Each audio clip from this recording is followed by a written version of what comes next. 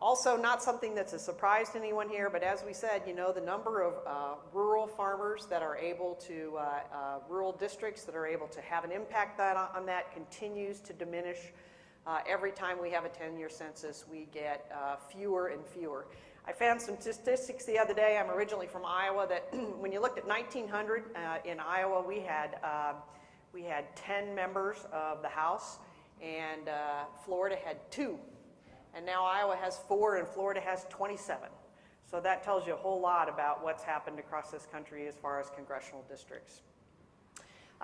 You know, you also see a big change here from 2000, or from 1950 to 2000, where you see a lot more non-metro farming dependent counties. So this is something that's not going to change. It's going to get worse and worse as we go along, and I think we have to start spending some time figuring out, to be honest with you, especially in the House side, how do we get to the Hispanic caucus? How do we get to the Congressional Black Caucus? They're not our typical supporters. They're generally from districts that are far more interested in food stamps than they are in agriculture. But if you look at the decreasing number of people who do care about agriculture and have a number of farmers and ranchers in their district, we know that's going to continue to decrease. And we know from all the census stuff that the number of people from the black districts and the Hispanic districts are going to, especially the Hispanic districts, are going to explode in the next 10 years. So I think we have to sit back and really think about how do we get to those folks. It's not something that in Kansas is a really big issue, but in many, many states it makes it very difficult for us to get the votes that we need. Now, I put this calendar up here, you know, this is not really unusual. In fact, I could have put the whole thing up there and you would have found, and I never can really understand why the general public isn't more outraged by this, but Congress doesn't work very many days this year. And we can look at that and we can say, well, they don't do anything to us, but they also don't do much for us.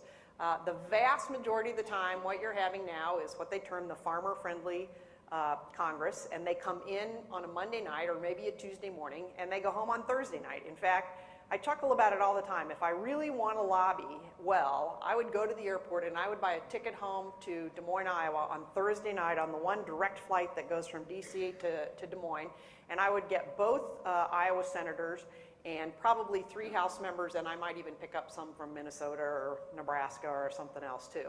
But I could lobby all of them at the airport on Thursday night and be pretty sure of catching all of them almost any Thursday night. They really are there about 3 days a week. So when I looked at this in September, when we were thinking, well, we got to get the Farm Bill done before it expires, even then, they were only going to have 39 days in session. The green is when neither of them in session, and the yellow is when the House is in session. Now, as you know, we had, whatever it was, 16 or 17 days of government shutdown. So you can subtract a lot of those days when they weren't in session too.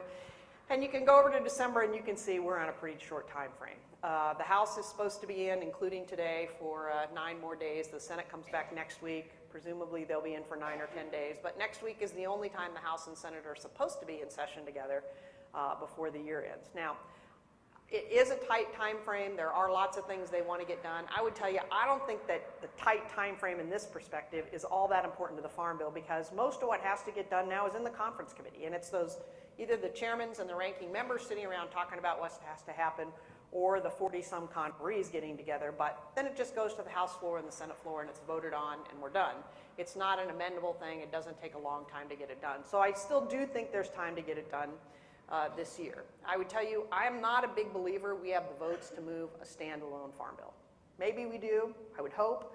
I think it's extremely difficult given the food stamp situation and trying to figure out the difference between the House and the Senate to see how that gets done.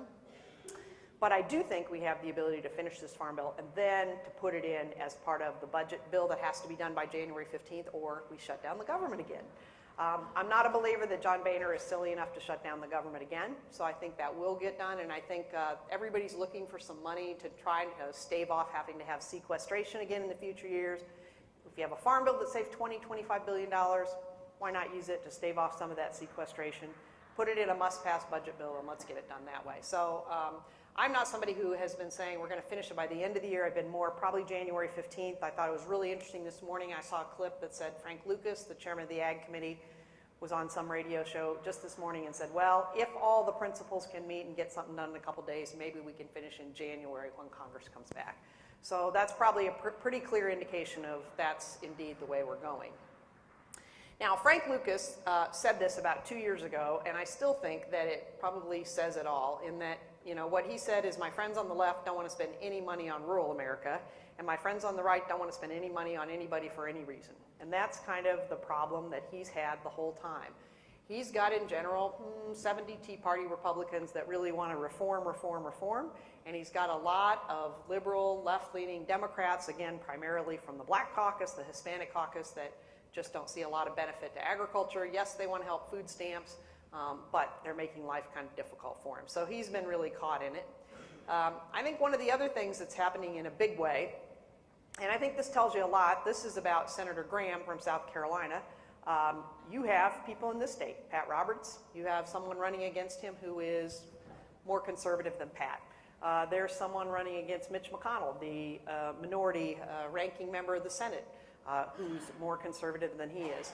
There's already somebody who's thinking about running against Thad Cochran, the current ranking member of the Senate Ag Committee, who's more conservative than he is. It is also absolutely true when you come to the House.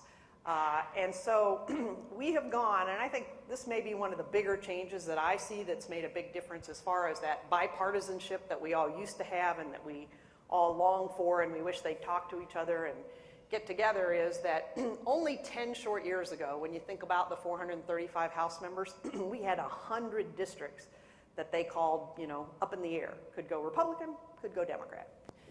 We are now down at having only 35 of the 435 districts that are toss-up districts. They're pretty much safe Republican or they're safe Democrat. So if you're a Republican, you don't see a whole lot of benefit to trying to work with the Democrats across the aisle, because what you're really concerned about is that somebody more conservative than you is going to run against you in the primary.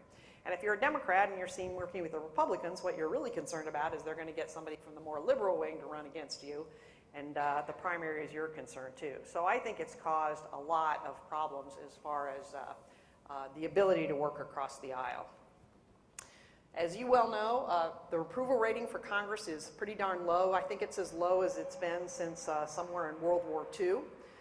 But to me, what's even more interesting than that is that oftentimes you can go to the country and you can say, what do you think about Congress? And people say, I like my member of Congress. He or she is really good. And if we just had 434 more of those, we'd be out of the problems. But it's the Congress in general that's a problem. And the numbers aren't quite that low. I think they're in the 20% now, but one of the latest polls that came out showed that even people who are asked what they think of their own congressman have a very, very low approval rating. That's something very new in what's happening there. So not a lot of people happy about what's going on. Talked a little bit about apathy, and I would tell you that I think that was one of the reasons we struggled in 2012 in not getting a bill. Farmers were kind of apathetic. My own opinion is we probably were making a little bit too much money, and we really weren't focusing therefore on, do we need a safety net, because the safety net was coming from the market. In 2013, I think it might be a little bit better. I think people have engaged a little more, whether it's just that the third year of doing a farm bill is too much for people and you want it over with, and therefore you are willing to talk about it. But in general, I would tell you in 2012, not just the Farm Bureau, but corn and wheat and cotton and rice, everybody struggled to get their farmers to bang their head on the table and say, you know, member of Congress, you got to go to John Boehner, or you got to go to Nancy Pelosi, and you got to say, get this farm bill done. I think a little more of that is happening this year. But this came out, I think it was April, and they said, you know, what are you concerned about? And you could see 4% of the people said, I'm concerned about the farm bill. Now, what happens with that is when you get apathy, and you think about what's most important to members of Congress, and this has been true for 40 years. They do polls all the time, and they say, what's the most important influence to you, Mr. Congressman, and how you're going to vote on an issue? And always far and above everything else is number one, constituent mail, and number two, constituent telephone calls. And then number three is articles in major daily newspapers like the Washington Post, the New York Times, the Wall Street Journal, the Oregonian, whatever it may be. And number four is editorials in those same papers.